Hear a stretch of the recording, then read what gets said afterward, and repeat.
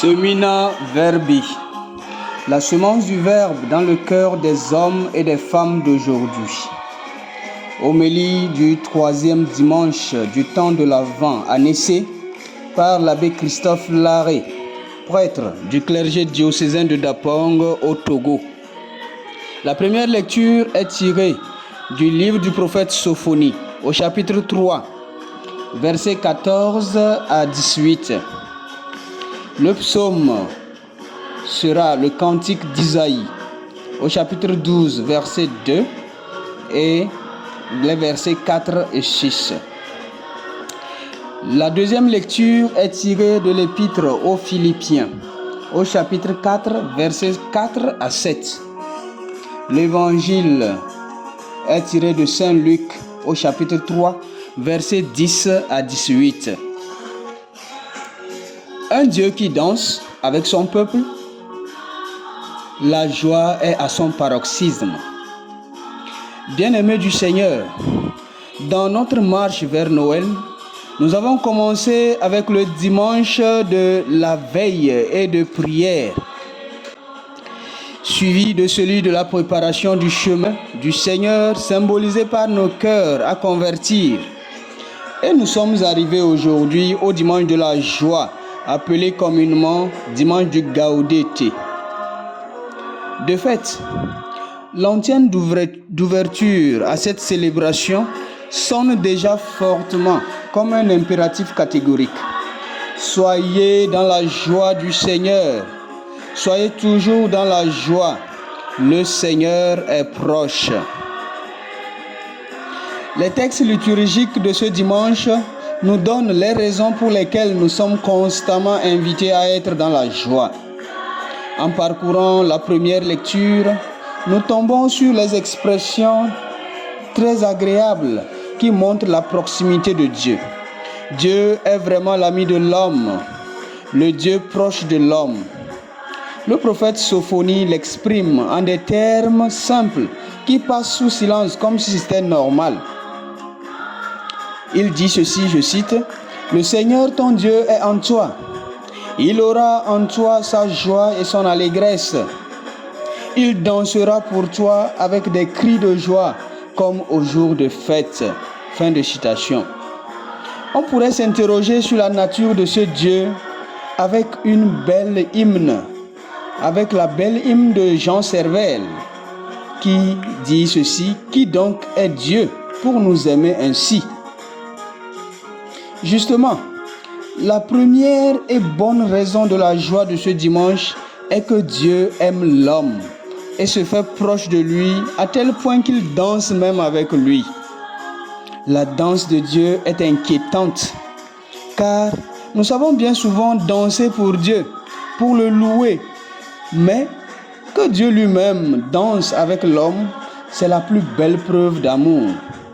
Voilà pourquoi il est agréable de pousser des cris de joie, d'éclater en ovation, de se réjouir et de tressaillir d'allégresse.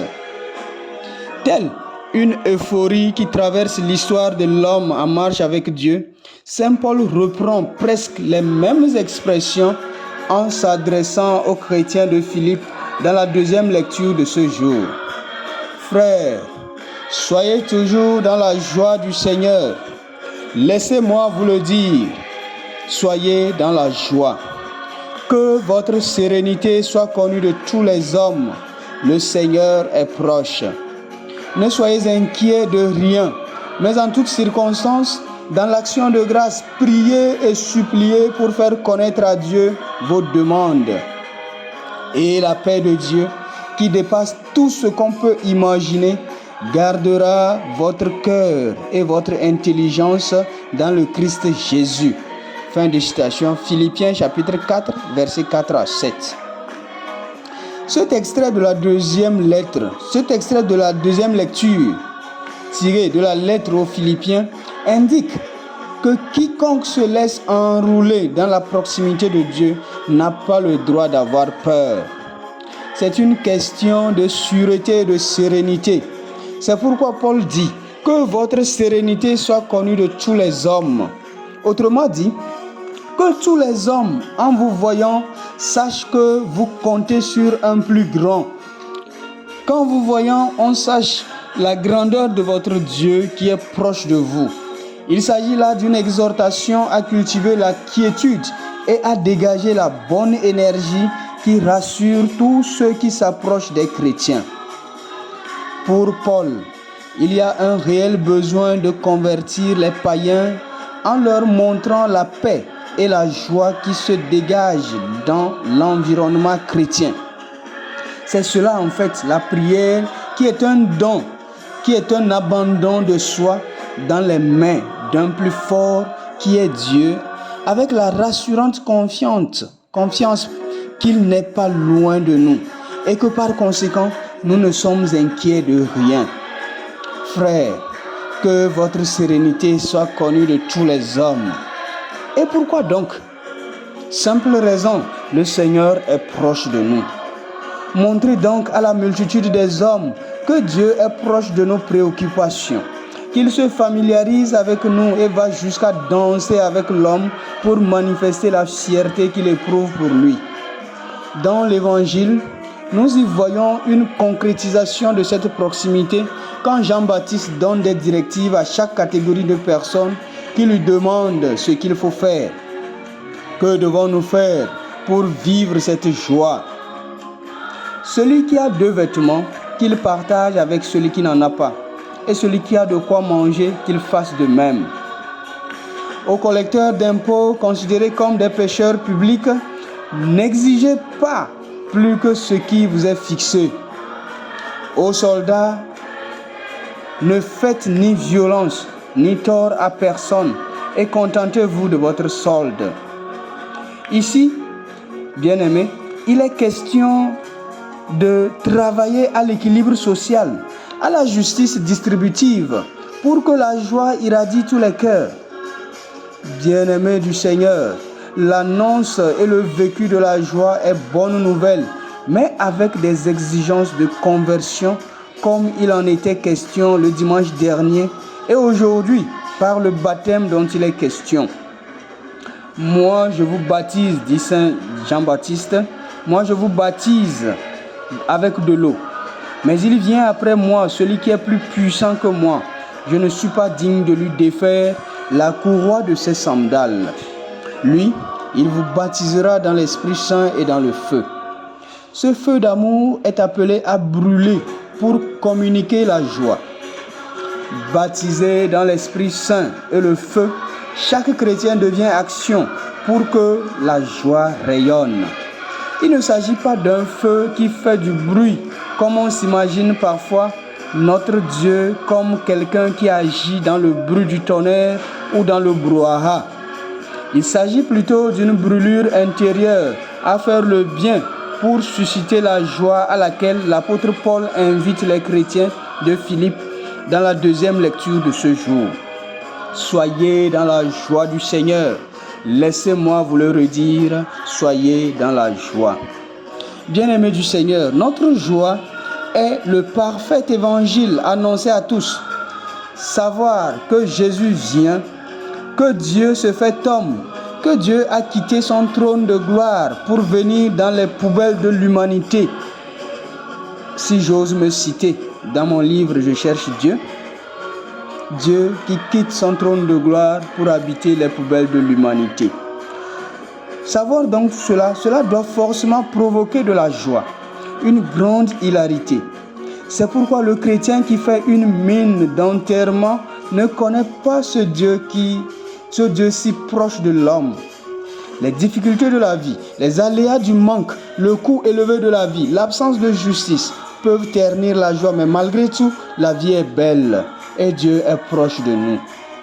Dans le contexte de certains pays, dont le mien, où il est difficile de joindre les deux bouts, où il est difficile même à des fonctionnaires de finir le mois de façon stable, où les difficultés financières grandissent au jour le jour et où les gouvernants affament le peuple par de maigres ressources afin de mieux les contrôler. Ce que j'appellerais une politique à l'envers. Dans ces genres de pays, parler de la grande joie du chrétien, malgré tout cela, semble être une utopie. Et pourtant, la joie doit jaillir, comme dit Saint Paul. Que votre sérénité soit connue de tous les hommes. Le Seigneur est proche. Oui, bien-aimés, le principe de la joie est qu'elle s'installe véritablement quand on la suscite de l'intérieur, sans tenir compte des événements que nous traversons. Le philosophe athée Friedrich Nietzsche disait souvent comme raison fondamentale de son athéisme que si les chrétiens avaient le visage heureux ou la vie heureuse, ils n'hésiteraient pas à se convertir pour devenir chrétiens. Ce qui est bien sûr un alibi à son athéisme, puisqu'il proclame que Dieu est mort et que le surhomme doit vivre.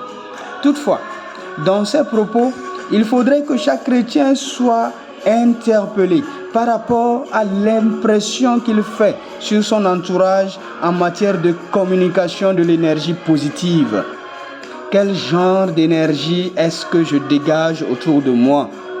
Est-ce que je libère la joie pour convoquer les païens au rendez-vous de la proximité de Dieu? Bien-aimés du Seigneur, bientôt, nous allons revivre l'événement de la manifestation de cette proximité, l'Emmanuel, Dieu parmi nous.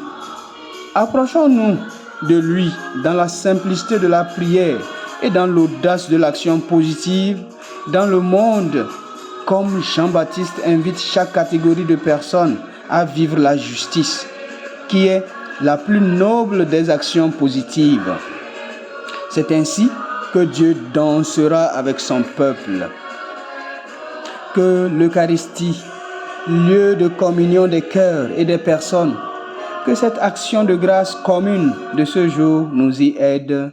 Amen.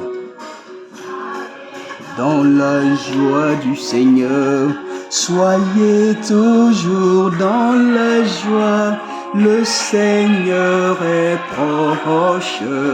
Soyez dans la joie. Oui, soyez dans la joie.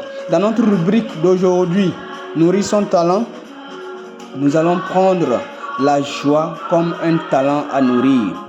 Comment être en joie? Il ne s'agit pas de créer des événements qui nous poussent à rire, mais il s'agit plutôt de travailler l'intérieur pour ne pas être sujet, pour ne pas être esclave des événements. Travailler l'intérieur de son cœur pour ne pas être esclave des événements. Se libérer du poids des événements, et cela permettra la grande hilarité au rendez-vous de l'amour de Dieu. Amen. Que ce dimanche soit le dimanche de la joie pour tous.